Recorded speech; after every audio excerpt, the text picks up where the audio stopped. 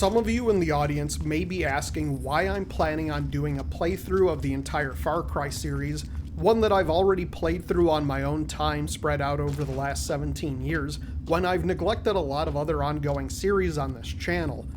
And when I figure out an answer to that question, you'll be the first to know. But let's talk about Far Cry 1 on PC. My experience with Far Cry is the same as I think most other people when it came out. It was a really fun game right up until you get to the mutants, and then it's all downhill from there. Definitely looked better on a CRT. Eventually you hit a point where the game is so unrelentingly difficult that you can't continue and you quit. Or you cheated through the end of it. You see, Crytek were really good at making engines. As for making games to run on those engines, they left a lot to be desired. Crytek's early titles were little more than glorified tech demos that started out strong and couldn't really carry to completion most of the time. And before I continue, I should note one big thing about Far Cry on Steam. The game is kind of broken. The Steam version uses patch 1.4, which was notorious for giving the AI X-ray vision. This is more obvious in the first half of the game because enemies can see you and shoot you very accurately through canvas walls. They're actually more accurate shooting you through the walls than they are with a direct line of sight. The grenades are kind of broken.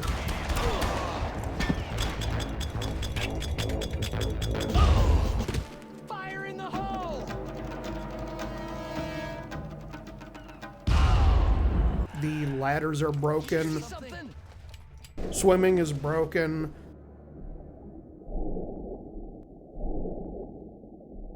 Stairs are routinely broken, and AI is also broken. Unfortunately, a lot of these problems are just built into the game rather than part of that pesky 1.4 patch I mentioned.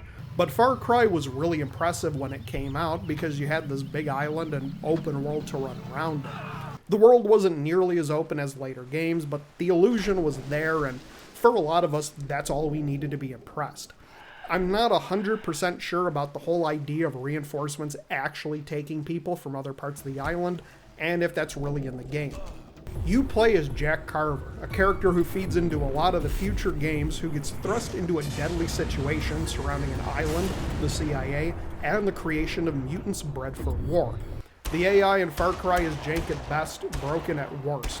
I realized early on that the AI operates more on your location rather than real triggers. For example, if I ran into an enemy base and started blasting, one of them would quickly shoot a flare up in the sky and call the nearby helichopper for backup. But if I stayed a distance away from the camp and fired in, I could alert and pick off literally everybody without a single person ever shooting a flare until I crossed an invisible line. There's also lengths where you can reliably shoot bad guys and they just have no clue how to respond. They never fire back or take cover and just wait to die. I've literally had AI stop fighting in the middle of a shootout and go to bed.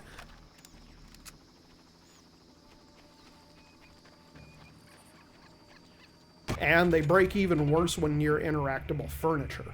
Later Far Cry games have ridiculously lenient AI for stealth purposes. The AI in this game is just poorly coded. Sometimes you'll get into a big firefight only to have 3 guys in the next room over not hear any of the bullets or explosions. Other times you'll be sneaking in high grass for some dude over a hill 2 miles downriver to hear your footsteps and alert literally everyone within a 10-mile radius. For that reason, I can't consider Far Cry to be the stealth game some see it as. Audio cues often don't work, leading to enemies just sprinting up from behind you silently and blowing your head off.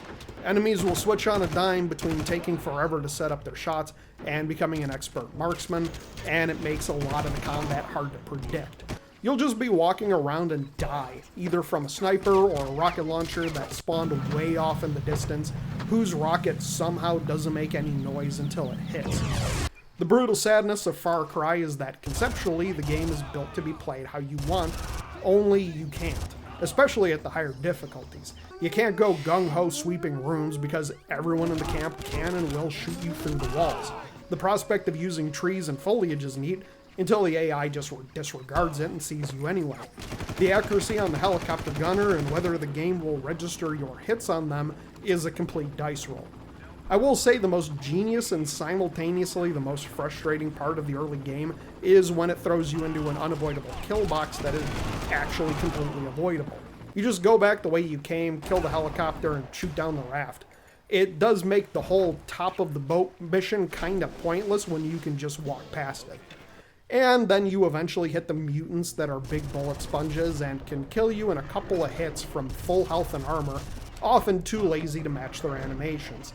This is the part of the game where I'm not ashamed to admit I started cheating. It was insanely easy to download Wiimodd, and even easier to crack it to make it think you have a pro account.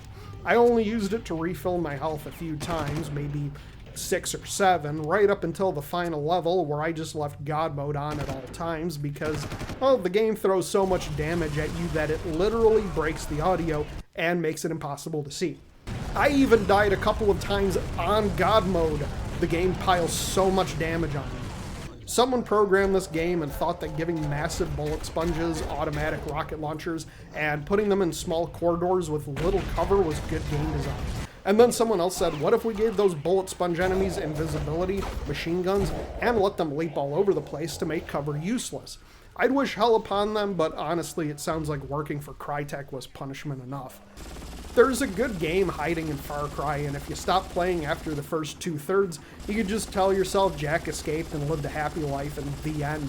There's a mod that claims to fix a lot of the AI and balancing issues, and while I haven't played it, the general consensus seems to be that it does a pretty good job. I did find out about it way too late to start playing the campaign all over again, so I'm sticking with this commentary. Should you play Far Cry without the mod? No. The vanilla version was bad enough before Crytek made it worse with the 1.4 patch. You're much better off skipping to Far Cry 2 unless you're really keen on the version they made for the Xbox 360, which is forward compatible all the way to the Series X. Speaking of which, like and subscribe for more of these videos, and check out my next video on Far Cry when I put it out in 2137.